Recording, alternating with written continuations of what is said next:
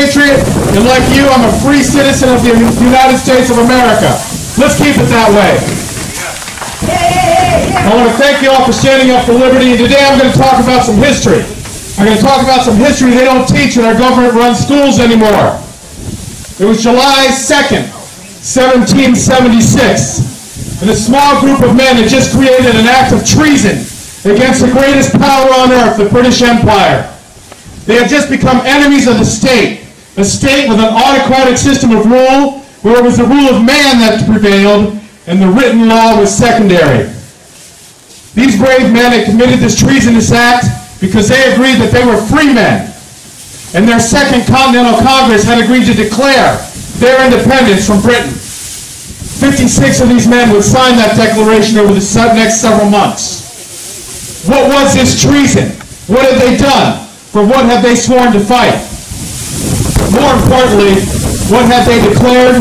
They declared when in the course of human events it becomes necessary for one people to dissolve the political bands which are connected to one another, and to assume among the powers of the earth a separate and equal station to which the laws of nature and nature's God entitle them treason. To declare that a people have an equal station to a king based on an abstract concept like the laws of nature and nature's God, to King George III, who had recently said, "I desire what is good. Therefore, anyone who does not agree with me is a traitor." Treason. They went on to declare, "We hold these truths to be self-evident that all men are created evil." Equal. Equal. Some are more evil than the others, and they sit in D.C. And that among these rights are life, liberty, and the pursuit of happiness. Treason. Self-evident? Who are they to claim they were endowed with any rights merely because they breathed, much less the right to own their life, their own liberty, or to pursue happiness in ways they would conceive? Treason. King George knew that Jefferson was echoing George Mason, who had stated in the Virginia Declaration of Rights that the government would ensure the enjoyment of life and liberty with a means of acquiring and possessing property, and pursuing and obtaining happiness and safety. Treason. Dangerous thoughts by dangerous men who were eloquently acting on the dangerous philosophy of British subject and philosopher John Locke, who stated in 1689 ideas so radical that he wouldn't dare to wrote that he accept them except in his will. He only then, after he died, would admit he wrote them. John wrote that we all have a freestanding rule, and which was so eloquently stated before, I'm not going to state it again. Treason. These American radicals were echoing a man who had written a natural law where a government existed to protect life, liberty, and property, because Locke and the founders knew that a man's property is the basis of his liberty. It is more than his home or his possessions. It is a property of himself. He has a right to govern the property of his own person in the way he sees fit.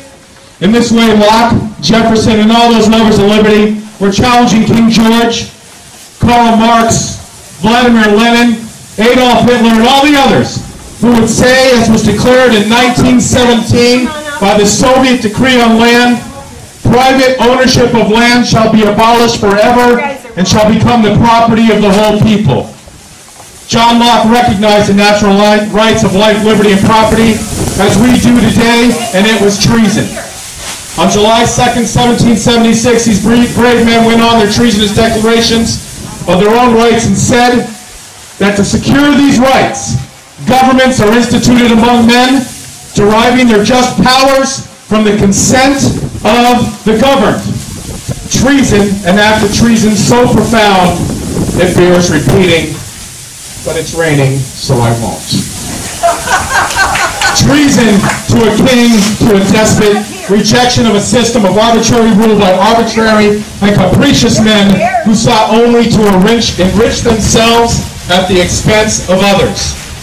But that was not where the real treason lay. It was King George who was committing treason by rejecting the natural rights of individual men.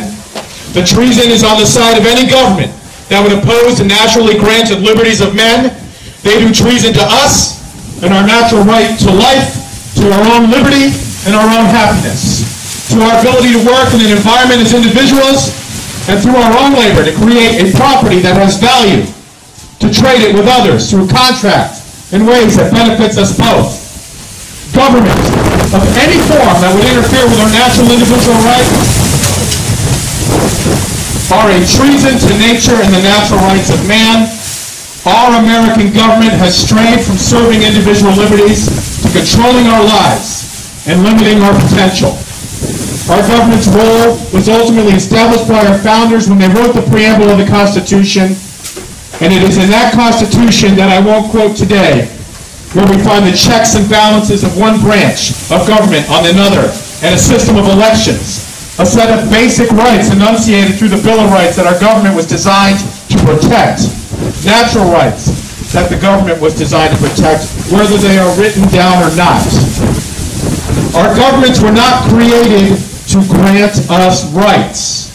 We, individual men and women, were created to grant limited powers to the government, to create a system that is designed ultimately with only one purpose in mind, to protect our individual rights. That is the only role of a just government that derives its powers from the consent of a government governed. And that is why I see the Declaration of Freedom and Rights by these great founders not as treason, but as revelation, as enlightenment, as a proclamation of the philosophy of liberty. And I swear I wrote this before, a breeze of freedom so refreshing that it lifts me up. It brings me and my children to our full potential. And this breeze of freedom grows into a wind that lifts all of us to our full potential, that allows men to create all that they are capable of creating. Thank you, Lord Jesus.